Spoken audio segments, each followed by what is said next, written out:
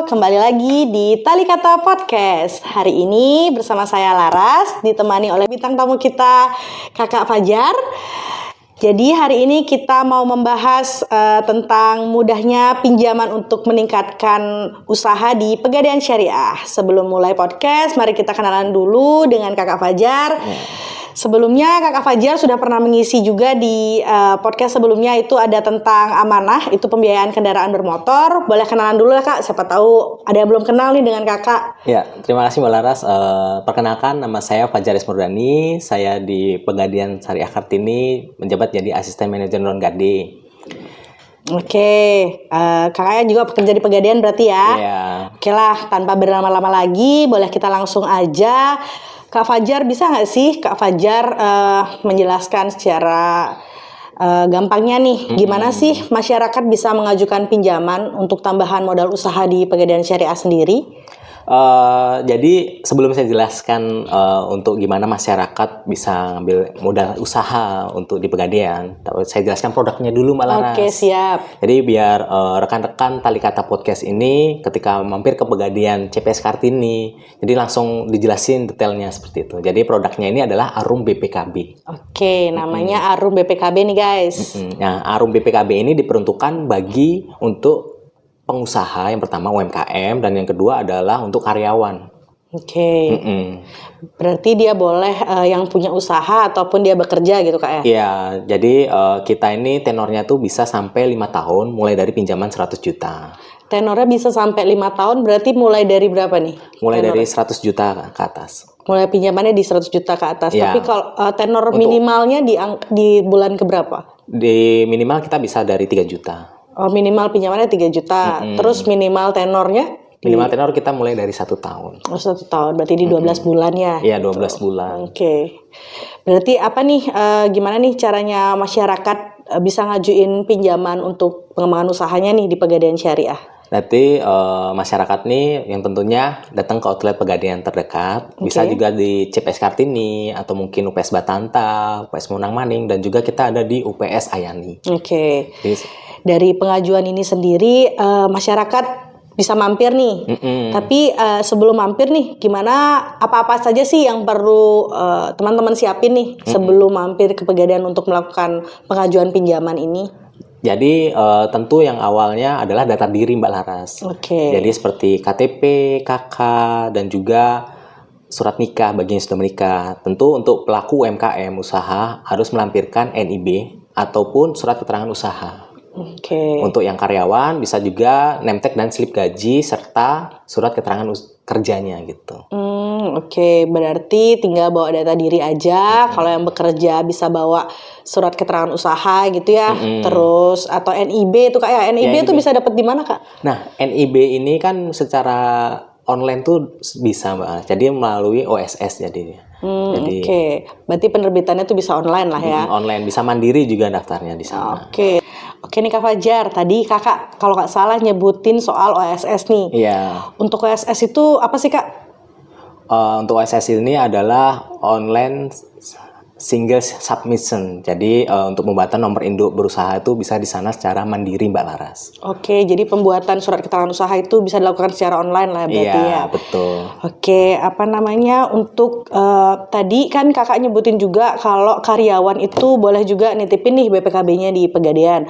Untuk karyawan sendiri itu harus karyawan tetap kah atau boleh karyawan kontrak atau bagaimana prosesnya? Jadi untuk karyawan ini bisa untuk karyawan kontrak, tapi minimal udah bekerja selama 1 tahun, dan juga karyawan tetap tentunya dengan melampirkan surat keterangan kerjanya. Berarti kalau kontrak ini yang penting dia sudah jalan selama 1 tahun di perusahaan tersebut, dia boleh mengajukan nih? Bisa. Kita lanjut nih. Terus kira-kira nih berapa lama nih proses pengajuannya ini dari penitipan berkas sampai cair lah istilahnya? Jadi untuk SLA pengajuan sampai pencairan pinjamannya ini itu adalah maksimal kurang lebih 3 hari dari berkas lengkap. 3 hari dari berkas lengkap. Berarti kalau misalkan berkas sudah ready nih semua udah sip, berarti 3 hari setelah itu harusnya sih sudah cair ya. Oh cepet banget sih juga ya, cuma 3 hari aja. Jadi terus misalkan nih Kakak sendiri kenapa sih kita tuh harus pengajuan pembiayaan usaha ini di Pegadaian Syariah sendiri nih? Jadi yang pertama, kenapa harus di Pegadaian Syariah ini adalah karena kita prinsipnya prinsip syariah. Jadi kita akadnya pakai rantas jili. Jadi yang dimana jaminan bukti kepemilikan sah kendaraan itu dititipkan ke Pegadaian. Dan juga untuk muknah pemeliharaan itu adalah mulai dari taksiran 0,7% per bulan, Mbak. Dan terus juga kita ada di beberapa outlet yang terjangkau untuknya kalau Denpasar ini, Mbak. Gitu. Banyak outlet lah ya Pegadaian, jadi kita bisa ngajuin di mana aja.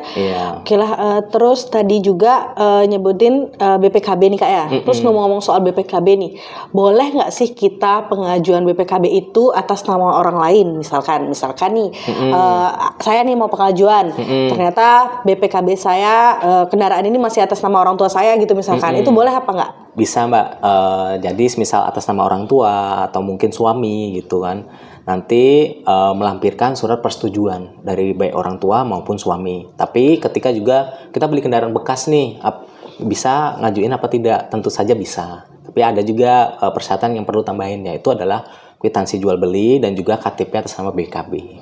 Berarti kalau pengajuan sebenarnya atas nama orang lain juga nggak masalah lah ya sebenarnya.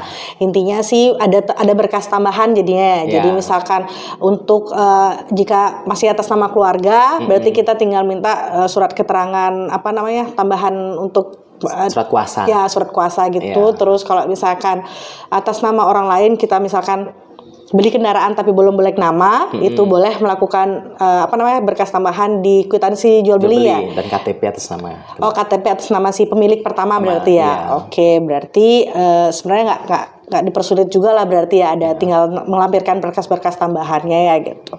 Terus apa aja nih misalkan yang mempengaruhi kredit ini akhirnya gagal cair nih di Pegadaian Syariah sendiri? Jadi untuk proses di lapangan ini, untuk beberapa hal yang mempengaruhi untuk pengajuan itu tentu yang pertama adalah BI checking, Mbak Laras. BI checking itu seperti identitas kita di perbankan lah ibaratnya kan gitu. Jadi kayak kita mau masuk pengajuan pinjaman tapi ternyata BI-nya jelek, jadinya nggak bisa gitu. Berarti BI checking sangat berpengaruh berarti di awal ya. Sekali, iya. Nih. Jadi terus selain BI checking nih, apa aja yang biasanya nyebabin gagal cair nih? Ada juga beberapa nasabah itu dia pengen untuk kendaraannya mungkin bisa sampai 200 juta lah misal. Tapi dengan ada juga kemampuan membayarnya dia setelah dia ada pinjaman tempat lain, ada kebutuhan lain, ternyata dia mampu maksimal 50 seperti itu. Jadi kita juga ada analisa kelayakan usahanya juga gitu. Berarti nggak semerta-merta dari nilai agunan BPKB-nya aja. Betul. Berarti ya. Misal mobilnya kita taruh lah di 100 juta, tapi ternyata kemampuan membayarnya tidak bisa sampai 100 juta. Berarti yang bisa dibiayai hanya sejumlah kemampuan membayar berarti jadinya. Betul. Kan. Berarti ya kemampuannya berapa, berarti begitu yang dicairkan berarti ya. Betul. Selain kemampuan bayar dan BI checking, mungkin ada kendala-kendala lain biasanya yang terjadi di lapangan? Untuk Pegadaian ini kita relatif lingkup untuk jaraknya dari outlet itu kebetulan hama maksimal 15 km atau mungkin dari 1 jam perjalanan seperti itu. Berarti kakaknya kalau mau pengajuan nih pastikan di sekitar kakak berarti ada outlet Pegadaian ya gitu. Iya. Karena dia jaraknya cuma 15 km. Mungkin kita coba rangkum aja kali ya. Pengajuan ini bisa untuk yang punya usaha di rumah, itu bisa melampirkan surat keterangan usaha, bisa melampirkan NIB ya tadi ya. NIB betul. Itu bisa terbit dari OSS. Terus juga data diri itu udah pasti, KTP, KK, kalau udah menikah tinggal lampirkan buku nikah. Terus juga karyawan juga boleh nih, ternyata karyawan itu boleh juga yang pegawai tetap dan pegawai kontrak. Kalau pegawai tetap sendiri itu tinggal melampirkan surat keterangan kerja. Kalau misalkan karyawan kontrak juga boleh, sama tinggal melampirkan surat keterangan kerja, tetapi harus sudah berjalan bekerja di kantor itu selama 1 tahun gitu Kak ya? Ya betul. Jadi kalau udah 1 tahun nih baru kakaknya boleh pengajuan BPKB ini di Pegadaian. Terus juga kakak tinggal ngisi form lah segala macam, nanti tinggal datang ke outlet terdekat ya. Betul sekali. Terus juga maksimal cair itu ada di 3 hari kerja setelah berkas lengkap ya. Betul. Oke, jadi 3 hari kerja di setelah berkas lengkap. Untuk pegadaian sendiri bukannya dari hari apa sampai hari apa, Kak? Kita untuk outlet pelayanan di CPS Kartini itu sebenarnya dari hari Senin sampai Sabtu. Nah, tapi untuk jam operasional kita Sabtu itu setengah hari. Oh, oke. Berarti kakaknya bisa datang kapan aja nih, kecuali Minggu loh ya. Minggu berarti pegadaian tutup. Jadi bisa datang sampai Sabtu, tapi kalau Sabtu itu pelayanannya hanya setengah hari gitu, Kak ya. Terus juga tadi ada disebutkan itu murahnya terjangkau ya, dari 0,7% dari taksiran ya. Betul. Oke, 0,7%. Nah, terus nih Kak, BPKB itu boleh nggak pelatnya itu pelat luar daerah dari daerah yang mengajukan? Nah, untuk pegadaian sendiri kebetulan kita diutamakan yang plat sesuai daerah. Jadi kita harus Provinsi Bali ini DK ya DK. Untuk plat luar mohon maaf belum bisa. Oke, berarti pengajuannya hanya sesuai dengan wilayahnya masing-masing ya Kak ya gitu. Misalnya kalau di Bali berarti platnya harus DK gitu. Betul. Ya. Jadi kalau teman-teman mau ngajuin itu pastikan platnya itu berdomisili dengan KTP itu sama gitu ya. Kalau misalkan KTP luar nih Kak, kira-kira bisa nggak pengajuan dia? Untuk KTP luar tentu saja bisa Mbak Laras, tapi dengan melampirkan surat keterangan domisili dari pemerintah sekitar. Oke, berarti buat kakak-kakak sekalian nih yang ternyata KTP luar tapi memang udah lama nih tinggal di Denpasar, itu boleh aja tinggal ngelampirin surat keterangan domisili, itu bisa didapat di kelurahan atau di desa kayak gitu. Terus juga pastikan yang tadi ada kita membicarakan soal BI checking ya, pastikan BI checking kakak sekalian nih aman, kredit skornya bagus gitu. Jadi kalau misalkan ingat-ingat nih namanya pernah dipinjam atau gimana, boleh nanti mampir ke OJK atau ke situsnya OJK untuk ngecek BI checking kakak sendiri. Pastikan kredit skor kakak bagus untuk menghindari adanya gagal cair.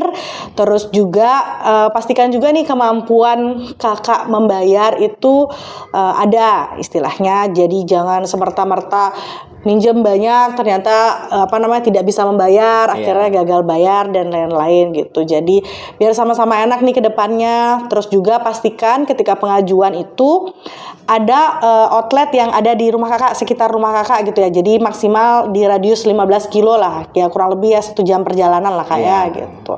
Jadi kakak-kakak sekalian dari Talikata Podcast, jika ada mau ditanyakan boleh mampir ke pegadaian terdekat gitu ya. Di dekat sini sih ada di Pegadaian Syariah Kartini ya. Kartini ada Batanta, Monang Maning dan Ayani sendiri gitu. Jadi kakak boleh mampir juga ke pegadaian lainnya. Terus juga kalau misalkan emang sudah sip nih berkasnya, bolehlah langsung mampir aja ya Kak ya. Betul. Langsung cair loh Kak ya, jangan lama-lama loh Kak. Siap Mbak Laras. Oke lah, kita sudahi aja podcast hari ini. Terima kasih sudah mendengarkan dan kami mohon maaf jika ada salah-salah kata. Terima kasih ya sudah mendengarkan Talikata Podcast.